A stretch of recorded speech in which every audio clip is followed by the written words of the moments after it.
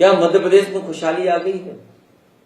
और जो अखबारों के विज्ञापन हमें देखने को मिलते हैं, आप तो मध्य प्रदेश में हैं, तो स्वाभाविक है यहां पर अखबारों में 2-2 पेज के 3-3 पेज के विज्ञापन देखे होंगे।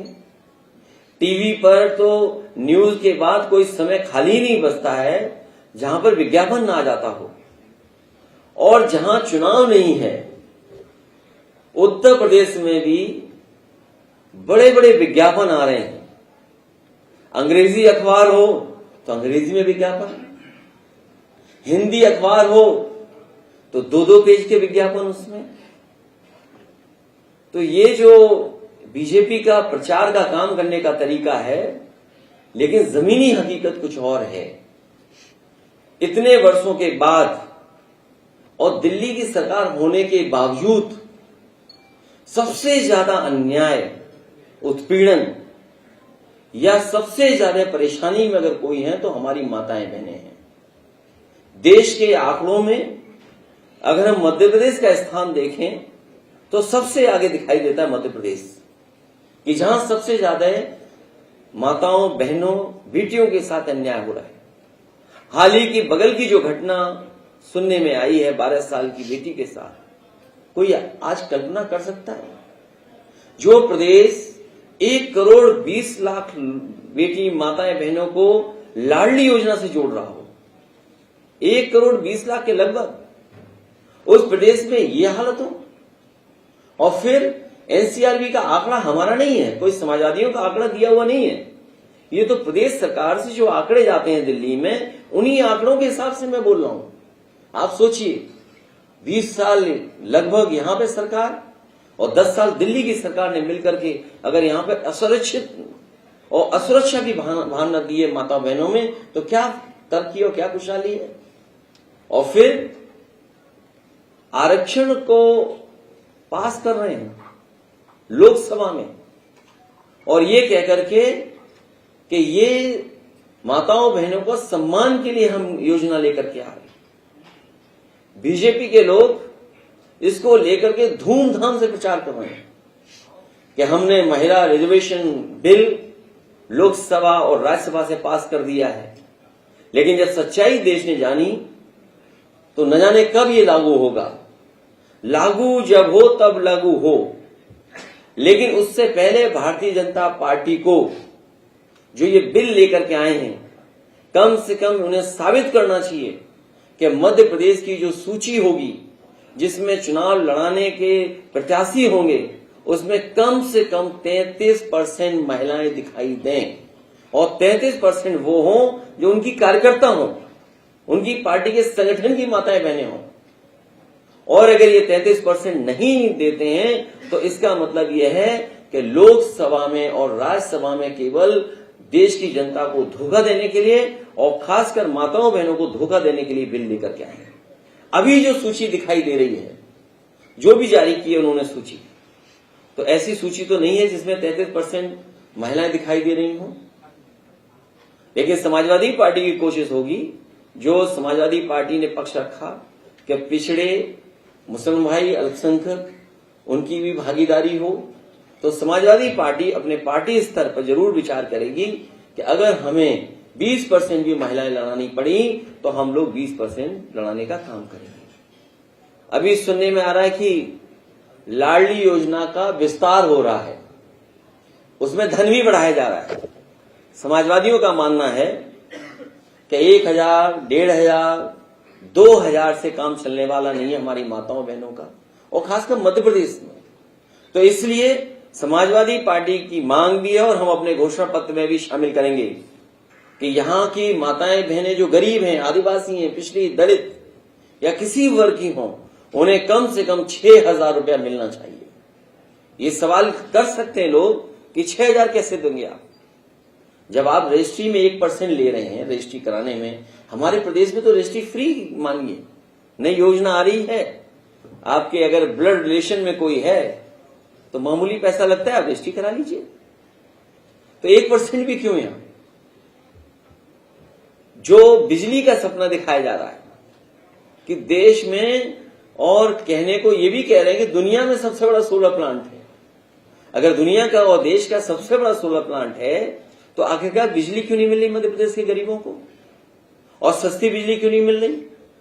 सुनने में तो आता है कि दूसरे प्रदेशों से भी महंगी बिजली मिल रही है, और सोलर प्लांट की बिजली न जाने किन वीआईपी तारों से सीधी दिल्ली जा रही है।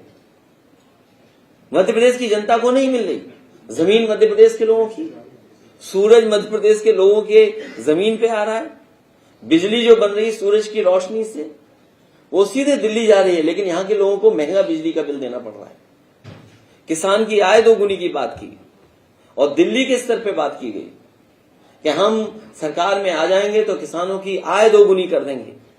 मुझे नहीं पता कि गेहूं की खरीद कैसे हुई होगी या और फसलों की खरीद कैसे रही होगी, धान की खरीद कैसे की होगी, क्या कीमत किसान को मिली होगी। मैं जानता हूं उत्तर प्रदेश में भी किसानों को ये कीमत नहीं दे पाए, और मध्य प्रदेश में भी वही स्थिति है कि यहां भी गेहूं या धान किसी फसल की ये आय दोगुनी नहीं दे पाए। और उसका परिणाम ये है कि आज भी किसान दुखी है, बुरे हाल में है, आर्थिक स्थिति उसकी चौपट हो गई, और इन्होंने कुछ कंपनियों को लाइसेंस देकर के पूरा का पूरा गेहूं खरीदवा दिया। और इसलिए गेहूं खरीदा जा रहा है क्योंकि इधर बाजार में पैक्ड जो आटा है उसकी कीमत बढ़ गई है। पैक्ड जो आटा है उसका बाजार बढ़ गया, बिस्किट का बाजार बढ़ गया, ब्रेड का बाजार बढ़ गया। तो इसलिए ये बड़े उद्योगपतियों को मुनाफा देने के लिए इन्होंने लाइसेंस देकर के पूरा का पूरा किसानों का मध्य प्रदेश का गेहूं खरीदवा दिया। न केवल उत्तर प्रदेश मध्य प्रदेश का खरीदा गया, बल्कि हम ये जानते हैं कि बीजेपी उद्योगपतियों की पार्टी है, बड़े लोगों की पार्टी है, इसलिए मध्य प्रदेश का भी गेहूं खरीदवा दिया उन्हीं कंपनियों को, और उत्तर प्रदेश का भी गेहूं उन्हीं कंपनियों को खरीदवा दिया। बड़ा दावा करते हैं कि बेरोजगारी खत्म हो गई। हमारे यहाँ तो मुख्यमंत्री अनएम्प्लॉयमेंट रेट की बात करते हैं। मुझे तो नहीं पता कि यहाँ पर मुख्यमंत्री अनएम्प्लॉयमेंट रेट की या एम्प्लॉयमेंट रेट की बात करते होंगे, क्योंकि बड़े पैमाने पर नौजवान बेरोजगार है। इन्वेस्टमेंट मीट हुई यहाँ पर, इस जगह ही हुई है इन्वेस्टमेंट मीट। G20 का भी आयोजन में देख रहा हूं, झंडे, दुनिया के झंडे जो लगे थे उनका रंग उतर गया है, और रंग इसलिए उतर गया कि वो देश कुछ देख ही नहीं गए अपने देश को, न कोई इन्वेस्टमेंट आया होगा, तो अब उसी बहाने से उनका रंग उतर गया है। इन्वेस्टमेंट तो आया नहीं, जब इन्वेस्टमेंट नहीं आया तो झंडों का रंग भी उतर गया। तो हर वर्ग के लोग आज दुखी हैं, और मध्य प्रदेश में परिवर्तन होना तय है। इस परिवर्तन में इंडिया गठबंधन में समाजवादी पार्टी के लोग साथ हैं, और हमें उम्मीद है कि समाजवादी पार्टी पूरी जिम्मेदारी से और अपने निष्ठावान कार्यकर्ताओं को लेकर के चुनाव लड़ेगी। पहले से ज्यादा सीटें समाजवादी पार्टी जीतने जा रही है।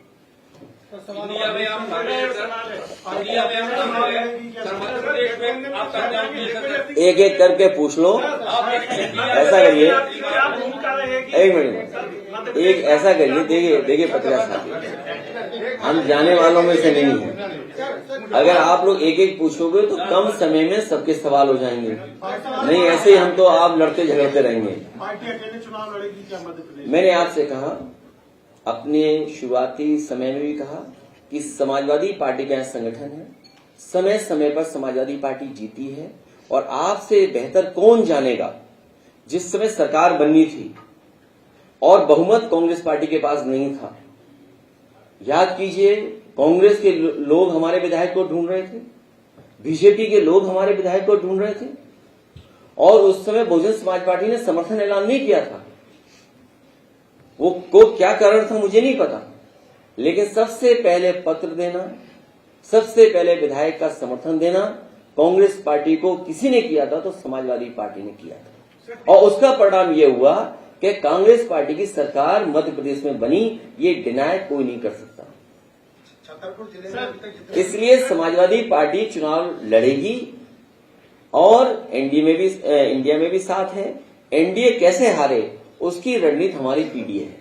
और देश में सकारात्मक बातचीत चल रही थी, कांग्रेस से आपकी बातचीत चल रही, द्विवेदी ने कहा कि सकारात्मक बातचीत। तो ये तो आपसे सूचना मुझे मिल रही, बताओ खबर किससे मिल रही है? खबर देने वालों से। मैं आपको धन्यवाद देता हूं कि अगर सकारात्मक बातचीत चल रही है तो तो सकारात्मक बातचीत का सूत्र क्या है आपके पास? एक तरफ का तो बता दिया, दूसरे तरफ का भी बता दो। छतरपुर जिले में आपके तो इसलिए मैंने आपसे कहा, जो आपको दुविधा लग रही है, इंडिया गठबंधन, समाजवादी पार्टी, बीजेपी को हराना है, समाजवादी साथ हैं, लेकिन समाजवादी पार्टी मध्य प्रदेश में समय समय पर सीटें जीती है और आप इस बात को महसूस करते होंगे कि आज समाजवादी पार्टी पहले से ज्यादा तैयार है, पहले से ज्यादा उत्साह है कार्यकर्ताओं में। मध्य प्रदेश में आपकी क्या भूमिका रहेगी एवं कितनी जगह आप अपने प्रत्याशी उतारेंगे एवं आपका जो वोट माइनस हुआ है इस पे क्या बोलेंगे? हमारी पार्टी का वोट माइनस नहीं हुआ, कुछ जगह अच्छा वोट पाए, कुछ जगह नहीं पाए, कुछ जगह रणनीति के तहत बीजेपी कांग्रेस ने हरा दिया हम लोगों को। मान लीजिए कुछ कम वोट से हमारा जीता था, बीजेपी ने शामिल करा लिया उसको। छतरपुर जिले में जितने भी आपके पार्टी की तरफ से टिकट दी गई है वो 6 महीने में ही वो पार्टी छोड़ देते हैं, चाहे वो क्षेत्रीय विधायक। नहीं, पार्टी नहीं छोड़ते, मतलब पार्टी छोड़ देते हैं। दूसरे तरीके से कहिए, दूसरे तरीके से कहिए। हमारा तो एक छोड़ के चला गया, कांग्रेस के कितने छोड़ के चले गए थे? हमारा तो एक छोड़ा, चलो, लेकिन वो सरकार बनवाया था। लेकिन ये असली बात आप बताइए कि क्या कारण था कि कांग्रेस के इतने विधायक बीजेपी में चले गए? अगर वो कारण आप जानते होगे तो हो सकता है वही कारण हमारे विधायक के साथ भी रहा हो। इसलिए हमारी पार्टी इस बार निष्ठावान, समर्पित कार्यकर्ताओं को आगे बढ़ाएगी। देखिए, राजनीति में ये शब्द तो नहीं आना चाहिए, जो मजबूत होगा वो उसको ट्रीट किया जाए, जो नुकसान किसी का न करे और बीजेपी को हराए, ऐसे प्रत्याशियों को। दो ही पार्टियां हैं, कांग्रेस और भाजपा, तो समाजवादी पार्टी के बाद कितना बड़ा मौका है कि अपने आप यहाँ पर स्थापित करे, आने वाले समय लोगों को विकल्प दे कि हम भी यहाँ पर हैं। जैसे उत्तर प्रदेश में 2 दल बचे हैं, बीजेपी या सपा, तो ये तो ठीक है, कोई बात नहीं। लेकिन इधर समाजवादी पार्टी के प्रति झुकाव बढ़ा है, और झुकाव इसलिए बढ़ा है कि जो समाजवादी पार्टी का सिद्धांत रहा है, जो डॉक्टर राम मनोहर लोहिया का सपना था, या बाबा साहब भीमराव अम्बेडकर जी ने जो रास्ता दिखाया, या नेताजी का जो संघर्ष का रास्ता रहा, वो सिद्धांत आज धीरे धीरे गांव तक पहुंच गया। और देखिए उसका परिणाम क्या है। हमारे पार्टी के समर्थक न हो, लेकिन ग्वालियर में गुर्जर समाज के लोग इकट्ठे हो गए। वो चाहते जाति गणना हो, वो चाहते हैं उन्हें आरक्षण में जिस तरीके से और जगह स्थान है उसी तरह का आरक्षण बढ़ाया जाए मध्य प्रदेश में। क्या कारण है कि उत्तर प्रदेश में कितना आरक्षण मिल रहा है पिछड़ों को, मध्य प्रदेश में कम क्यों है? और सबसे बड़ा चमत्कार तो ये देखिए आप कि कांग्रेस पार्टी भी जाति गणना और आरक्षण की बात करने लगी। तो कहीं न कहीं बाबा साहब का दिया हुआ संविधान, डॉक्टर राम मनोहर लोहिया जी का सिद्धांत, वो जनता तक पहुंच रहा है। और जिस तरीके से गुर्जर समाज या और समाज के लोग आगे आए हैं, जो पीढ़ी की बात कह रहे हैं, उससे सहमत हैं, यहाँ परिवर्तन होना निश्चित है। और समाजवादी पार्टी इन सिद्धांतों को लेकर के जनता के बीच में जाएगी। इंडिया गठबंधन वर्तमान के विधानसभा चुनाव और आगामी लोकसभा चुनाव, खासतौर से उत्तर प्रदेश में, क्या इंडिया गठबंधन के साथ चुनाव लड़ेगी? क्या स्वतंत्र रूप से चुनाव लड़ेंगे या गठबंधन में? देखिए, अभी इंडिया गठबंधन है। इंडिया गठबंधन के अंदर जो दलों का तालमेल है, हमें उम्मीद है दलों का तालमेल बनेगा, क्योंकि यहाँ भी तालमेल बनना है, उत्तर प्रदेश में भी तालमेल बनना है। अभी तो हमारी तैयारी स्वतंत्र है। कल अगर हम टिकट मांगने जाएंगे, गठबंधन में जाएंगे, तो आपका अगर ताकत नहीं होगी तो कौन टिकट आपको दे देगा?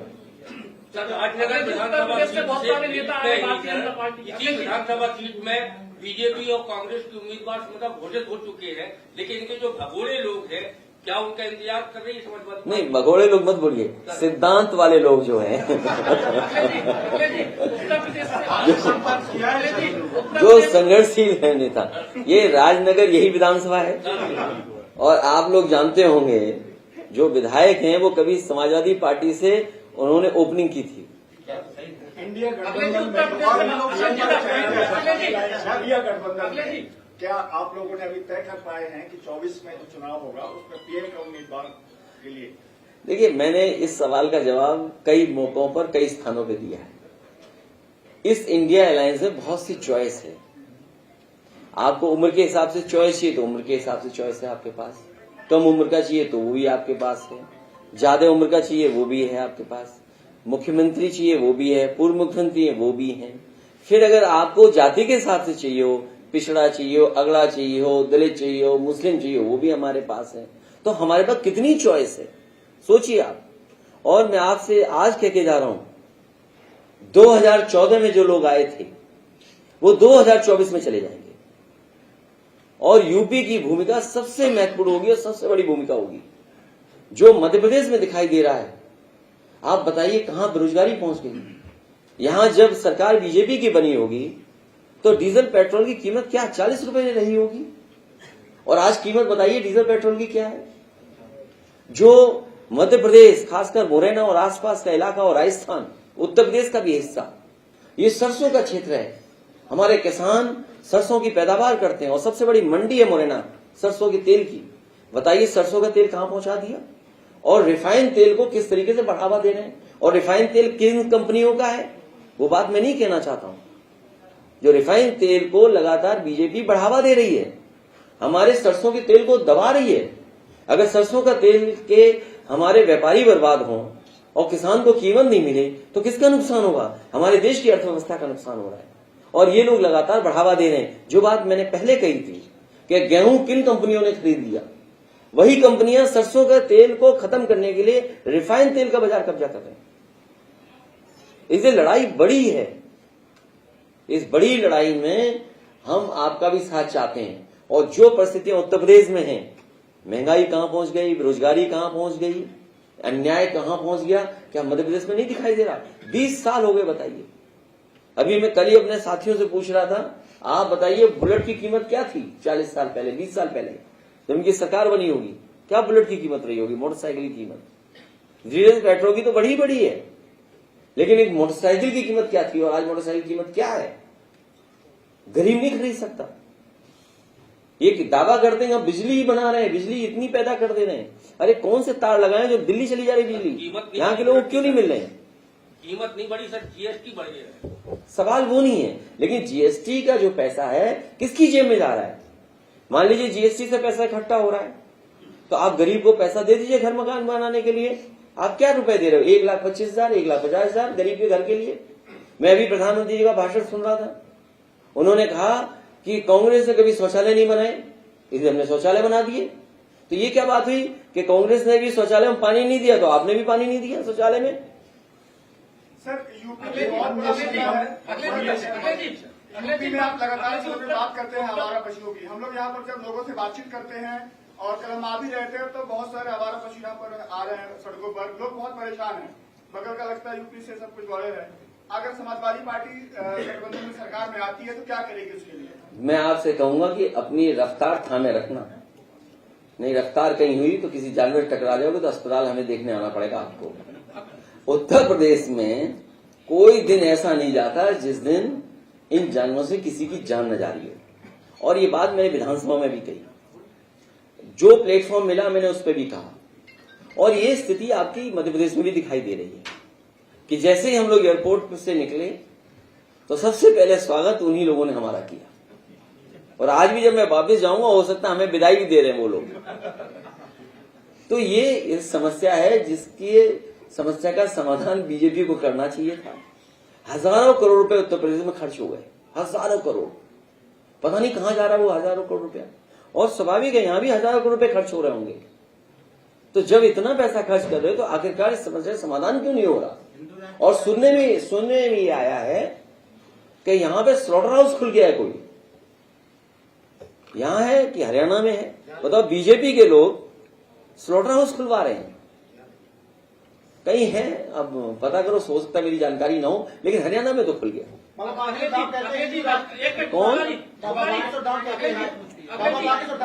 कौन सी सरकार।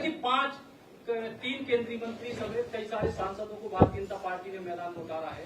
आपको क्या लगता है कि केंद्रीय मंत्रियों को, सांसदों को उतारा। दूसरा एक सवाल है कि भारतीय जनता पार्टी को उत्तर प्रदेश के 50 से ज्यादा बड़े नेता मध्य प्रदेश की जिम्मेदारी लेकर आए हैं। मध्य प्रदेश में चुनाव, जब उत्तर प्रदेश में चुनाव था यहाँ के मुख्यमंत्री जी और यहाँ के मंत्री और यहाँ के नेता हमें हराने गए थे, इसलिए अब हम भी आ गए उनको हराने के लिए, बीजेपी को।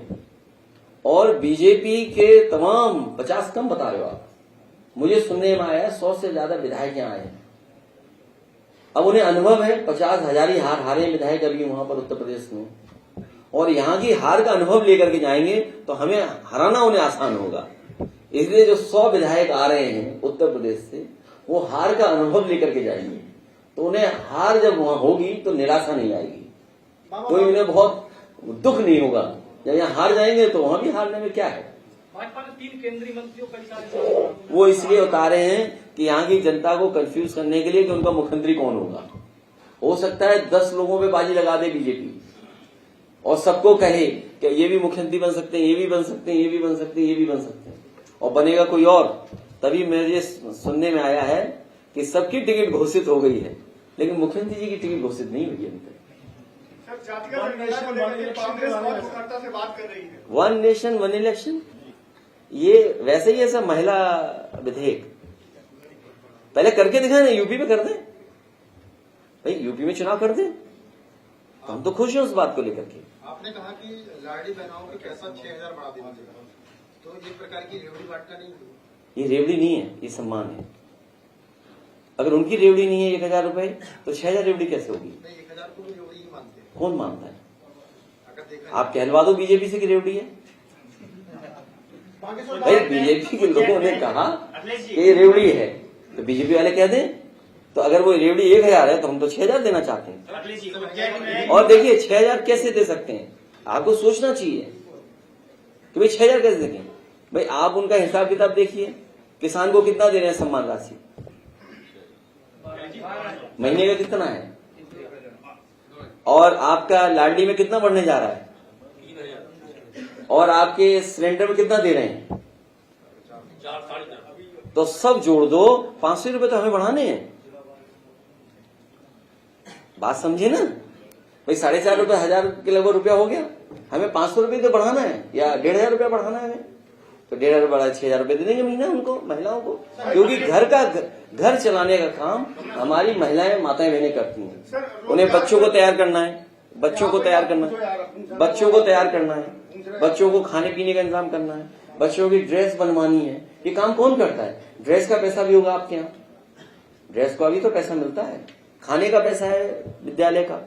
तो मैं ये योजना चलाना चाहता था उत्तर प्रदेश में, जिससे मैं दिल्ली की सरकार तैयार नहीं हुई थी कि ड्रेस, खाना और सबका पैसा हम माँ को दे दें, माँ देखभाल अच्छा करेगी। तो अगर ये सब पैसा हम माँ को दे दें, माताएं बहनों को दे दें, तो हमारा घर परिवार अच्छा चलेगा, और उस पैसे की वो बचत भी कर लेंगी, उस पैसे को बचा भी लेंगी। अखिलेश जी, मैं देवेंद्र चतुर्वेदी से। अखिलेश जी, हमारा सवाल है कि आप कितनी विधानसभा पर मध्य प्रदेश में चुनाव लड़ेंगे? चतुर्वेदी लोग सब यूपी के होते हैं, नहीं एमपी ने पूर्व सब यूपी के ही। देखो हाँ क्या चाहते हो सर, कितनी सीटों पर इस बार सभा चुनाव लड़ेगी? हमारी पार्टी, जहां हमारा संगठन और हम जीतने की हैसियत में होंगे, और जहां बीजेपी को हराएंगे वहां लड़ेंगे। उज्जैन में एक मासूम बच्ची के साथ दरंगी हुई है, गृह मंत्री जी ने एसआईटी गठित की है जांच के लिए, और जो यहाँ के सांसद और प्रदेश अध्यक्ष बीडी शर्मा जी, उन्होंने फांसी की मांग की है आरोपी की। देखिए ये नेताओं के भी कमेंट आए हैं, इस पे क्या कहेंगे आप? ये बताइए, ये तो आज घटना हुई, दुखद है, और मैंने पहले ही कहा कि मध्य प्रदेश सबसे आगे इन घटनाओं में, जो घटनाएं हो रही हैं, सबसे ज्यादा बहन बेटियां असुरक्षित कहीं अगर हैं तो वो मध्य प्रदेश में है। और ये मैं नहीं कह रहा हूं, ये एनसीआरबी का आंकड़ा कहता है। और अगर ये बात आ रही है फांसी देने की, सजा जल्दी दिलाने की, फास्ट ट्रैक पे ले जाने की, तो हम उससे सहमत हैं। लेकिन सवाल ये कि घटना क्यों हो रही है मध्य प्रदेश में इतनी? आप 10 साल से क्या कर रहे थे यहाँ पर?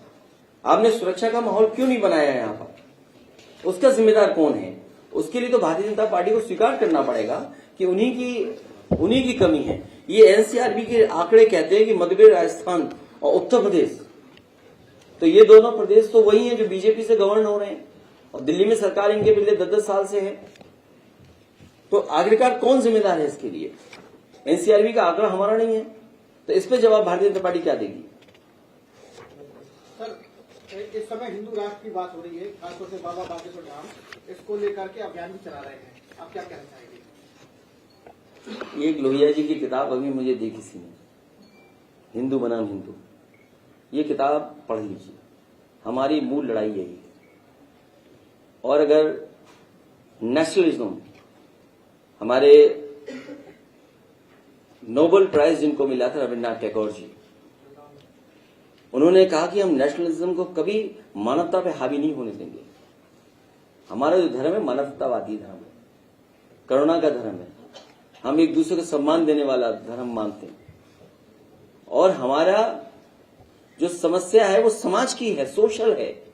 और ये जो पहला पैराग्राफ है यही बता रहा है डॉक्टर राममोहन लोहिया का। क्या इस देश में बाबा साहब भीमराव अम्बेडकर जी ने नहीं कोशिश की कि जातियां खत्म हो जाएं? जातियां खत्म हो, बाबा साहब भीमराव अम्बेडकर की कोशिश रही। क्योंकि जात के आधार पर किसी को अपमानित करना, जात के आधार पर किसी से भेदभाव करना दुनिया में नहीं है। और ये उसके बाद डॉक्टर राममोहन लोहिया भी यही कहते रहे कि जाति टूटे। तो उस पे जो बात हुई वो है असली हमारा देश। ये हमारे आदिवासी नेता हैं, आदिवासियों का क्या सम्मान दिया आपने?